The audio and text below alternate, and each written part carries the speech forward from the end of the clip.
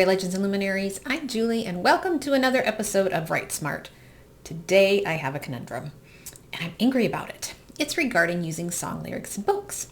As an English teacher, I preach citation and fair use. Every single bit of textual support my students use in research papers or literary criticisms, I lecture them that they must cite. You have to give credit where credit is due. And I also discuss with them fair use. When they are writing about poetry, I remind them that they can't cite whole stanzas, but just a line or two. I'm very adamant about this. So why, I ask, can I not use a line or two of song lyrics in my pop culture book? First off, my pop culture book follows me through childhood, adolescence, and young adulthood in the 80s and 90s.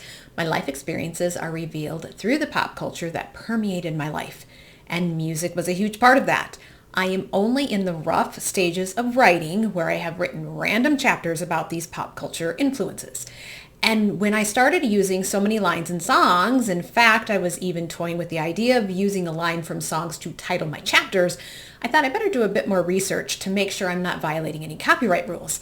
I know the music industry is a bit touchy when it comes to lyrics, but I still figured if out of an entire song I use only one or two lines, especially if they aren't back-to-back lines, it would fall under fair use, especially when I'm not claiming them as my own and giving full credit to the band or musician that catapulted them into iconic pop culture status.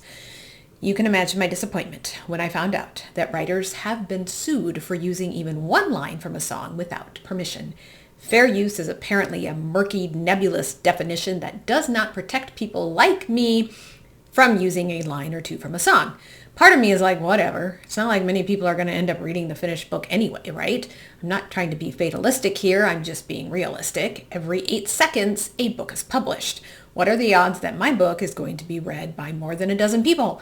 I think my last book sold about 3 copies to strangers. So what are the odds that anyone will care that I used a line or two from a song without explicit written permission? But I do not consider myself a lucky person by any means. Even if 20 people read my book, one of them would probably sue me for not obtaining written permission for a song lyric. So then I pouted. Yes, I can paraphrase, but does paraphrasing have the same bang on that reader? No. Certain lines from songs forge those immediate connections to your readers, especially if the focal point of the book is pop culture. Paraphrasing or simply mentioning the song title does not have the impact that a specific line would. Remember, I'm just in the beginning phases of writing, so I'm already crying for the song lyrics I haven't even used yet.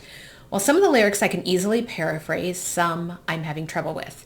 The Poison song, Fallen Angels, for instance, there was this annoying boy in 6th grade who sang over and over again, "Win big, mama's fallen angel." That's the only part of the song he knew. It was so annoying. How do I possibly get that across to my reader without violating a copyright law? Isn't that fair use? One single line? Writing that this annoying boy saying the first line in the chorus is icky and weak and doesn't resonate with the reader. I correlate my entrance to high school with Duran Duran's Ordinary World. I have a whole chapter about this song and I titled it with this line. But I won't cry yesterday. It's perfect for how I wrote about missing the 80s and letting go of the stuff of my childhood, and now I can't reference such a perfect line. And what about the summer before 9th grade when I learned how to play Bohemian Rhapsody on the piano, and I want to explain that experience. First, I explain how my mother could play music by ear. She didn't even need the sheet music to play it, and it was pretty amazing. So I wrote this. Freddie Mercury might as well have been sitting next to her singing, "Mama just killed a man." So I can't use that line. To write this instead, it was as if Freddie Mercury was sitting next to my mom singing to his mother is icky. Then when I explained my favorite part of the song, which was this, "So you think you can stop me and spit my eye?" How do I tell my reader that? It's succinct to just use the line. Anyone who knows Bohemian Rhapsody will instantly know the part of the song I'm referring to. How do I convey that part of the song without using the line? Wouldn't that be a perfect example of fair use, especially since I'm simply using the line to reference a point in the song? I imagine this will become a huge problem when I start writing about all the 80s videos I used to imitate, all the dance moves I used to copy, that I want to show at exactly what point in the song lyric I did whatever move it was. So much for that. And then there's this line. We can do it till we both wake up. I have a whole chapter about how when you're in junior high, you think you're so cool when you sing an adult song. I make fun of this line in my chapter. What does it even mean? I even title my chapter with that line. But now I can't because Color Me Badd might sue me or whoever it was that wrote their songs, and I doubt it was them, especially when I cast them in an unfavorable light. How in the world do I get that across to my reader by paraphrasing it? It's just so frustrating. And then here's the thing. When I read a heavily referenced pop culture book, it always makes me seek out the original. I might buy a song or rewatch a movie or what have you.